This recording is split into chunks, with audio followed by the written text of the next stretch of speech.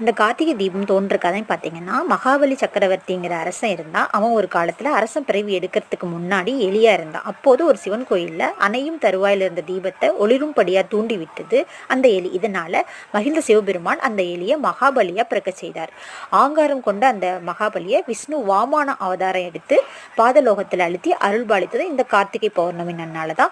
இவ்வரலாறு நினைவாகத்தான் நம்ம மாவெளி சுற்றப்பெறுகிறது என்று அறிவோம். கோயில்களில் சொக்கப்பானையும் கொளுத்துவதும் வீடுகளில் தீபம் ஏற்றுவதன் மூலமாக ஒளியை பரப்பி வாழ்க்கை வழியை காண்கின்றோம்.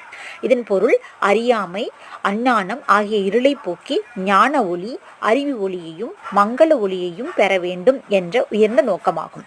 நந்தா விளக்கு, சரவிளக்கு, தீப வரிசைகளினால இறைவன் எல்லையற்ற மகிழ்ச்சி அடைகிறான் என்பதை கார்த்திகை தீபம் நிரூபிக்கிறது. இந்த கார்த்திகை உற்சவத்தில் சொக்கப்பானை கொளுத்துவது சிவன் கோயில் மட்டுமில்லாமல் விஷ்ணு கோயில்களிலும் நடைபெறுகிறது.